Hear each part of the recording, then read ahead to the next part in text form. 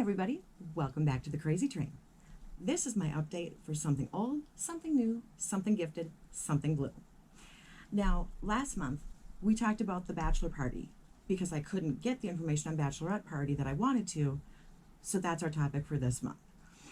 Before we get into that, I want to ask you to please, if you feel so inclined, do all of the things. You know what they are, and I'm sure I've got them scrolling below. So before we talk about bachelorette parties, let's talk about the project, what I had in. The first item that I had in as my old item was a rollover from April. I hadn't quite finished it, so it continued into May, and that is my Tree Hut Sugar Lips Lip Scrub in brown sugar. I did have to add a drop of oil to it because it was drying out, but I did manage to finish it all off, so this will be going into the empties. Then my new item was from one of my favorite brands, Saints, Angels, Sinners, and this is the Angel palette. This is an iridescent eyeshadow palette, and I think if I angle this enough, maybe you can see the colors. If you can't, I took pictures, and so hopefully those are scrolling across the screen right now. I wanted to do 2 uses in each, and I did, and I love this palette. It is beautiful. You've actually seen me wearing some of these in some of the videos. So then my gifted was my second one of this cleanser, the name of which I'm also putting on the screen. This is a reading video, guys. All right, this came from the esthetician when I had my Halo appointment, and I don't love it, but I used it. It's going in the empties. Enough said. The blue. Now the blue is actually something we need to talk about. I went with the Laneige Water Bank Moisture Cream. This was a 0.2 fluid ounce, 8 milliliter bottle. It weighed at 11.2 grams. I loved this so much that I actually cut it open and used every last drop that I could get. I'm not in the market for any more creams. I have enough skincare to stock an entire beauty counter. But this, if anyone ever asked, is definitely a recommend. I know it's a little bit pricier, but it really is good. So it'll be on my radar. It's not something I'm going to pick up anytime soon, but at least it's out there and I know that it's a good one. So that goes in the empties, which means we can now talk about bachelorette parties. So the origination of the bachelorette party actually goes back to the 60s. It coincides with the sexual revolution. So what the bachelorette party started out as is a display of sexual freedom, getting drunk, male strippers, and then as it became more established, all of those really, really tacky little phallic symbol party favors. Now, the term bachelorette party itself became part of the American lexicon in the 80s. By mid-80s to the 90s, it actually symbolized another step in gender equality, which started out as sexual freedom for women, morphed over time with more women working, more women being independent, things like that. So it did evolve a bit. Now, the first written mention of bachelorette party as a term is from the New York Times article about then Governor Carey, Hugh Carey was his name. This was in 1981. It was about his remarriage and the celebration that his bride-to-be had at the 21 Club. Once it was in the New York Times, it kind of became even more accepted as just part of the common language for the culture. So there have been questions about, well, you have a bridal shower, why do you need a bachelorette party? If you want to go out and have a wild night and have sex and do whatever, maybe you're not ready to get married. That's really not what it's about, okay? There's no reason you shouldn't be allowed to have a bachelorette party. And they've evolved as much as bachelor parties have, even though they don't go back to the Spartan days. They're not all about wild, drunken routes anymore. Now, what the intention or the purpose is or should be for a bachelorette party is to honor the old chapter of your life and to give it some closure, to put the end on that part, because you're going to be embarking on a new part. Even if you've lived with your husband-to-be, things do still change. Timing changes. There's all kinds of things that do change. And you have to understand that you may not have as much time with your really close friends who've been there with you this whole time. So it's a way to get together with those really close friends and celebrate the things that you have done, to reminisce, to, sit and laugh over old times. It should be a bonding event. And because it's more intimate than a bridal shower, there are less people. Generally, it's 10 or less, although 25% of bachelorette parties do have 15 or more people. It's a little easier to manage when it's smaller. Now, the bridal shower is big, involves as many people as you want it to involve. The bachelorette party is going to be smaller. It's probably going to be the bridal party. So there's question about, do you bring your mom? Do you bring your future mother-in-law? Do you bring your future sister or sisters-in-law? That's up to you. You can do that. You can do that where maybe you invite them to the dinner before if you're going to go out partying and they don't want to be involved in that part. If you're doing like a sip and paint event or something like that, you can have them come with you. It's perfectly acceptable for them to be invited. These don't have to be drunken, crazy, wild things.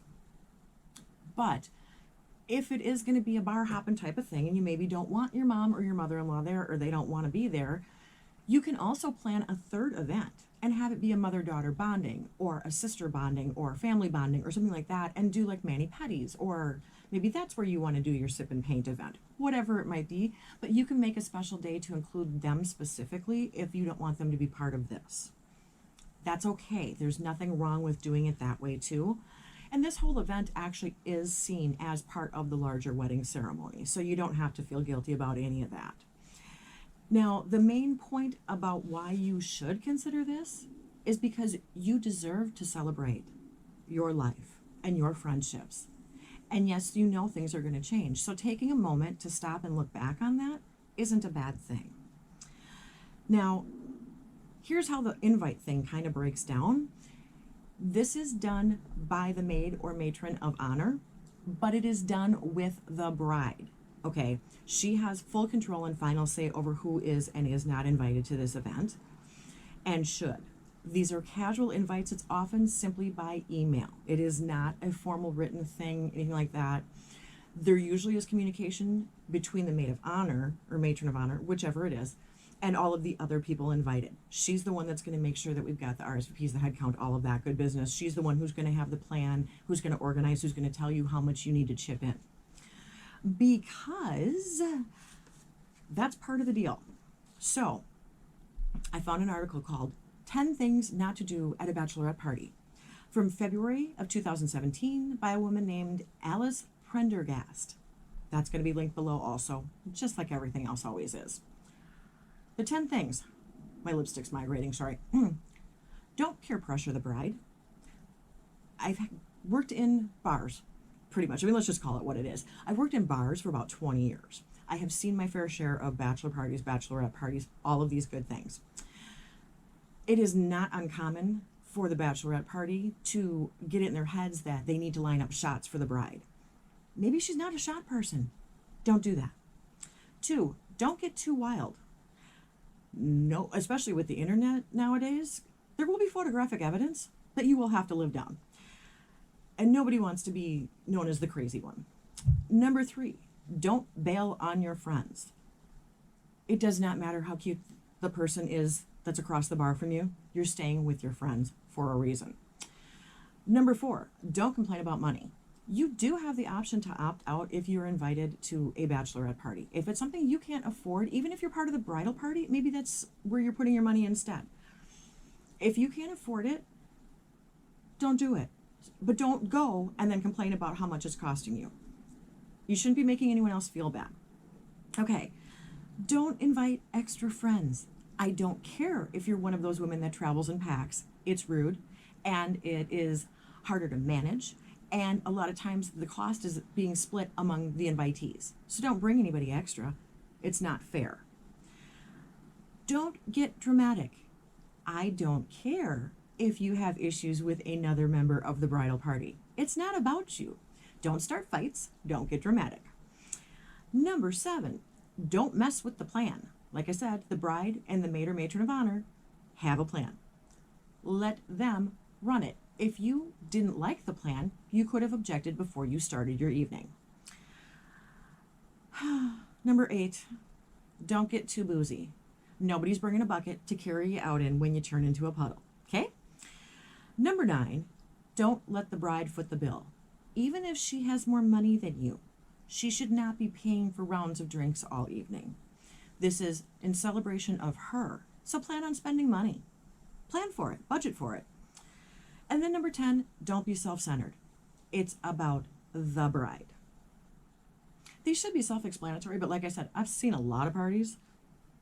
These things really do happen, and that's why there's a list.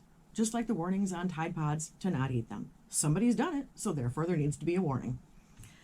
Okay, so back to the project, as it were. Let's talk about the 4 items I'm going to be bringing in.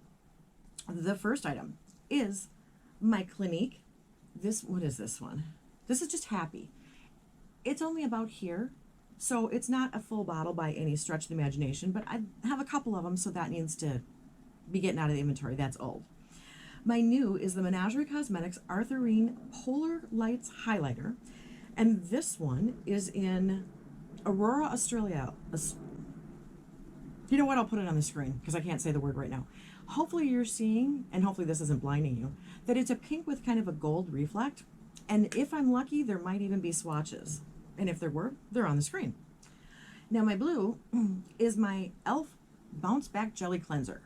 I've been using this, and I actually pulled it when I put my 50 Shades of Green cleanser in my shower. So this is going to be my sink cleanser now because the one that's there is almost done. I marked it here, but this bottle, it's hard to tell. It's not even. I'm guessing I'm over halfway done. There's a whole bunch of air in there too. I don't know if you guys can see, but it kind of goes like this. So this originally started as a 3.38 fluid ounce, 100 milliliter bottle. On my scale, it's 63.8 grams. I know I'm not going to finish this in a month. I know this one's going to be a carryover, and that's fine. There's nothing in the rules that says I have to finish everything in the month. So this is going to be my blue item for a little while. All right, everybody.